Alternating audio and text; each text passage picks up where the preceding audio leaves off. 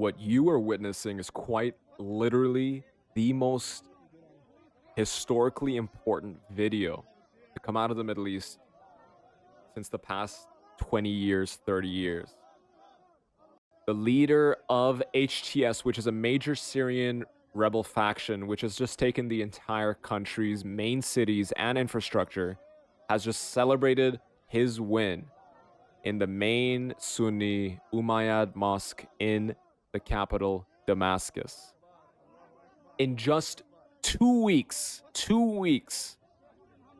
a disorganized ragtag group of rebels, such as the HTS, was able to topple a regime that has lasted for 50 years, was also able to topple a Shia empire led by the Ayatollahs in Iran that was in the making for over 40 years, all in 2 weeks gone.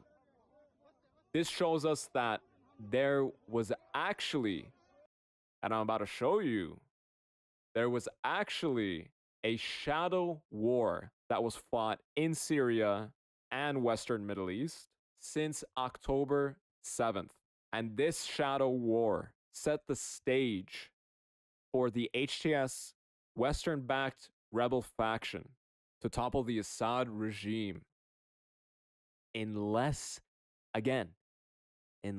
than 2 weeks. A shadow war, mind you, that has major players that we are already familiar with, but certain pillars that are keeping certain players that were keeping certain players alive were targeted specifically during this shadow war. Now, let's take a look at what the Middle East looked like prior to what we just saw happen in the past 2-3 weeks. The Middle East was made up of two main factions, the Iran axis as well as the Western axis. The Iran axis, which is also famously referred to as the Shia Empire or Shia Crescent, makes the countries of Iran, Iraq, Syria, Lebanon, Palestine, and Yemen, with Iran leaning countries such as Armenia and Qatar. But they're not part of the Axis, but they lean towards Iran, sometimes when it matters, sometimes when it doesn't. The Western Axis is made up of primarily GCC states, such as Saudi Arabia, Jordan,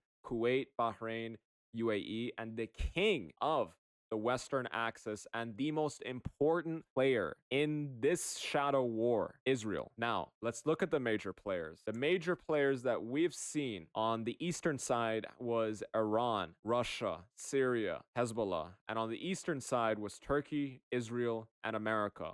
All extremely important, but the two most important players in this entire shadow conflict was Israel and Iran. These two countries are the kings of this theater of war.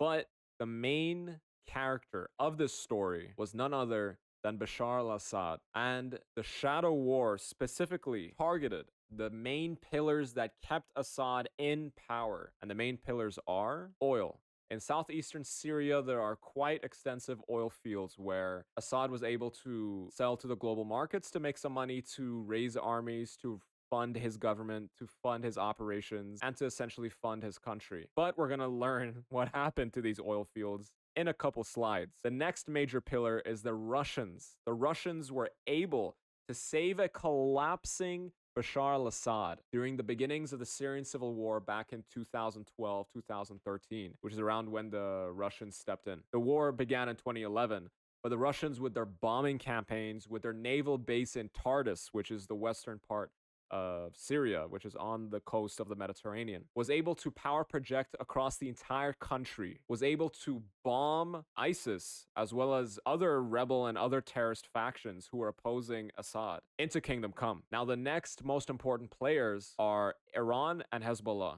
They're technically the same player because Hezbollah is only alive as a result of Iran, as a result of the Ayatollahs in Iran, but they're kept separate because they have independent command structures, which we're going to see what happened to them in a little bit as well. And also in the peak of the Civil War, these numbers are quite disputed, but the ranges that I found from my analysis were seen to be either in the high tens of thousands to the low hundreds of thousands of troops, combined troop power from Hezbollah as well as IRGC soldiers. Now, the next pillar, which not many people realize or talk about, because buddy boy Assad here was one of the biggest drug dealers in history, because 80% of global Captagon drugs were produced in Syria, which essentially turned into a big narco state, with the head of the country being the biggest drug dealer for Captagon in the entire planet. And the revenues from this are in the multi-billion to the low tens of billions of dollars per year. This is not enough to supplement the lost oil revenues, which we're going to talk about in a very short period of time.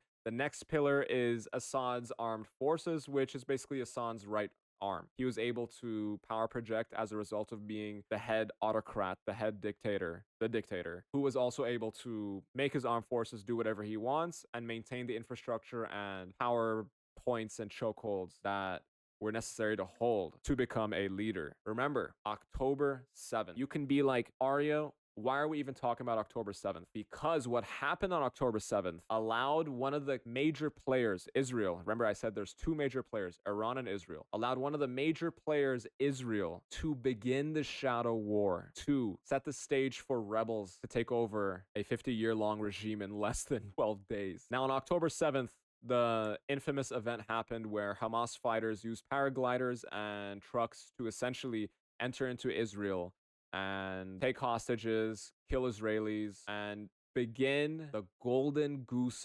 opportunity that Israel used to begin this shadow war. Now you can be like, Arya, how can you take this beginning of a conflict and treat it as a golden goose opportunity? Because of two words, casus belli. Casus belli is a Latin term for just war. It literally means just cause. It is a justification to go to war, a claim to go to war. If you are a country, you have to have a casus belli before you can do anything. Because if you don't have a just claim to invade another country or to conduct war on another country, the international community has a justification to attack you. That's why a casus belli and a justification for going to war is everything in geopolitics. And if you want to understand geopolitics or political analysis in general, you have to understand these Latin terminologies of casus belli and a couple others, because that's how politics works. That's how framing works. That's how legitimacy works. If you can create a claim, you can do pretty much anything as long as your resources allow for it, which is a whole nother conversation.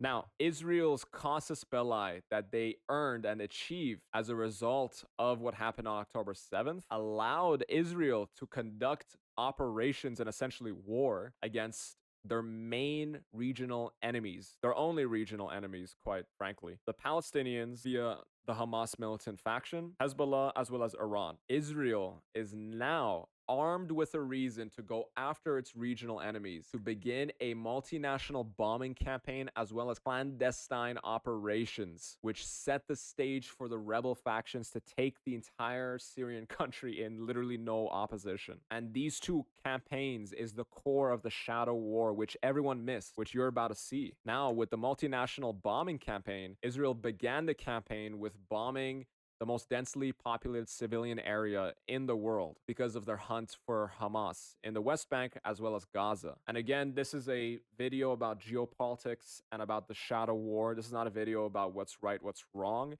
In geopolitics, it's only the strong that survives. In political science, there is a lens where you can use to analyze policy and politics, which is called realism, which is essentially that.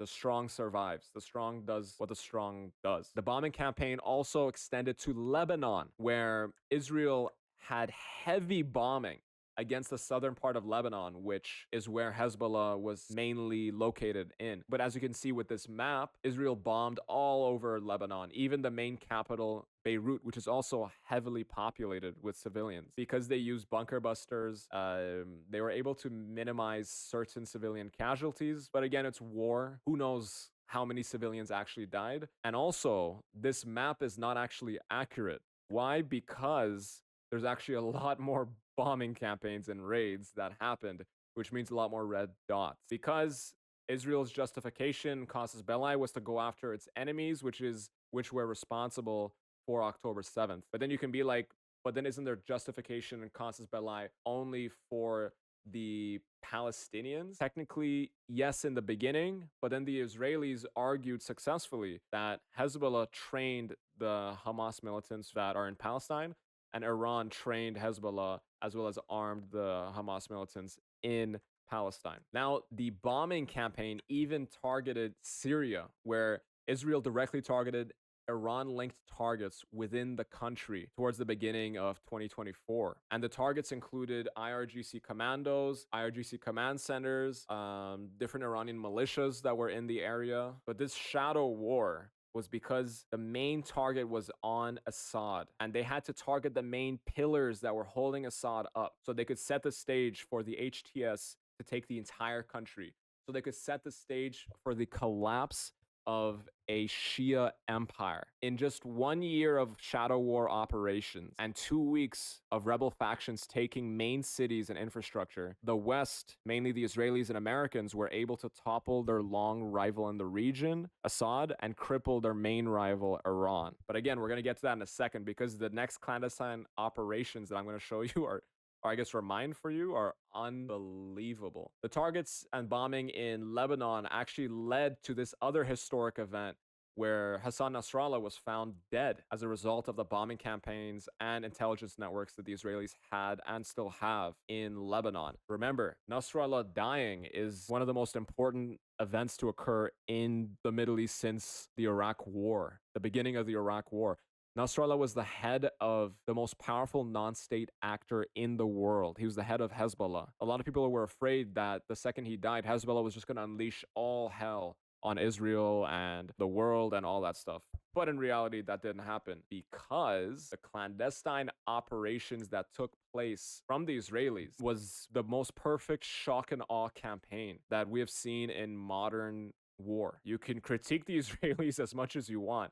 One thing that they are phenomenally good at is clandestine operation. And one thing that they're famous for, dropped everyone's jaws, was the pager attacks that occurred in Lebanon. Just as a quick reminder, during the Shadow War, the Israelis were able to make a fake Hungarian company, which was developing these pagers that were connected to a company in Japan. It was a whole network.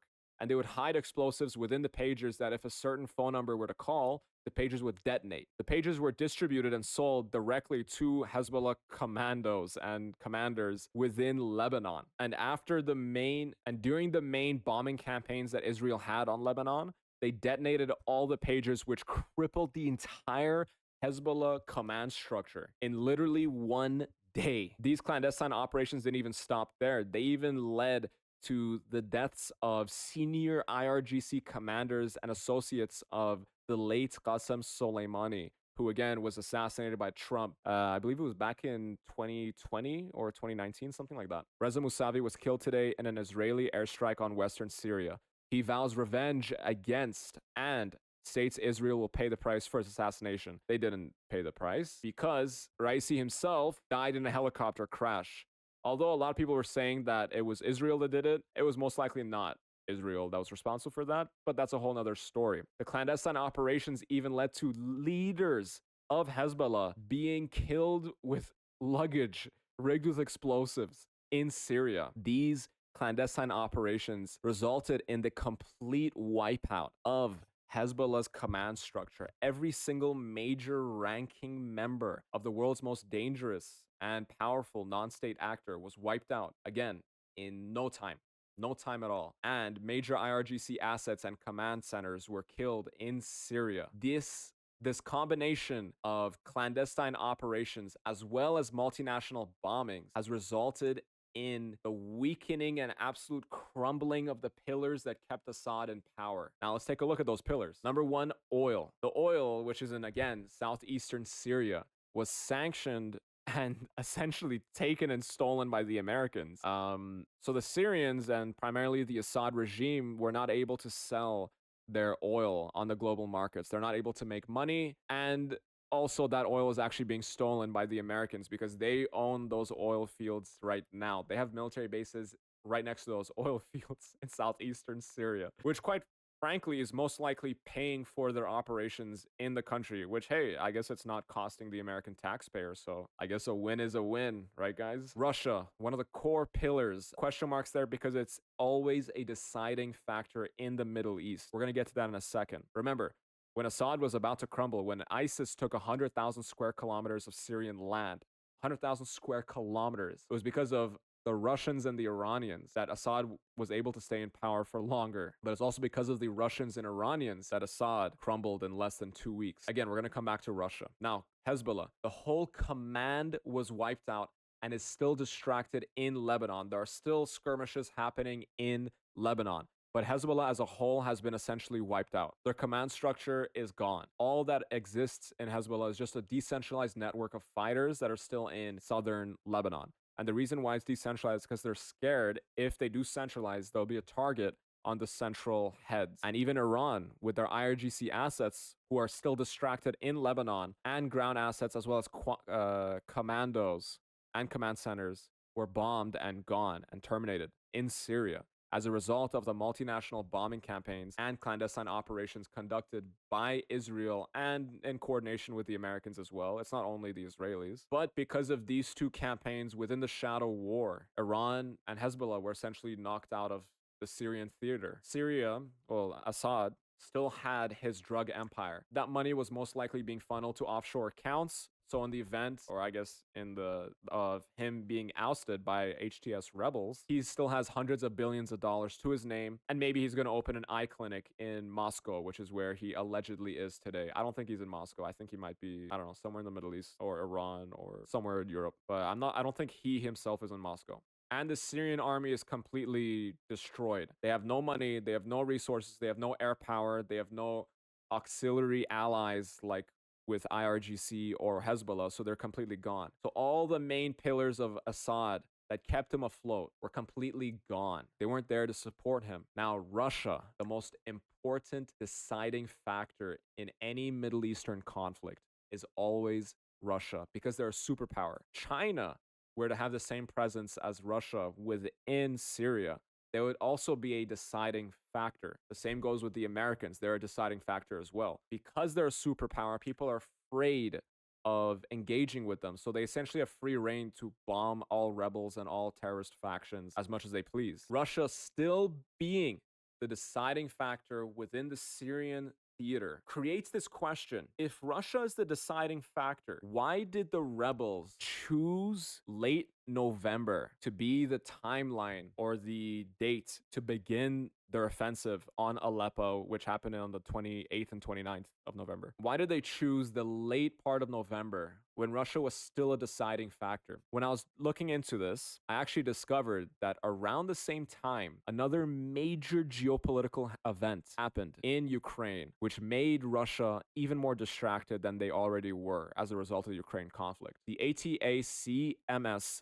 missile strike that Ukraine conducted on Russia, which again are missile systems that are American made, which are extremely long range, which can allow Ukraine to actually strike deep into the Russian heartland, happened on the 26th of November, 2024. This event shocked the Russians so much that they had to pool assets together to prepare for a tit-for-tat reaction on that. As they were preparing for this, 2 days after, the rebels launched major offensives in the northwest, primarily in Aleppo, and they gained the city of Aleppo, one of the main cities in the entire country of Syria. They take it pretty much without any opposition. The Russians did do bombing campaigns on the rebels, but because they lacked the assets, because they pulled all the assets into the Ukrainian front, they weren't able to respond properly. They weren't able to push the rebels back. So much so that the Russians were even evacuating their ships from their naval base of Tartus in Syria and pulling them back into Crimea just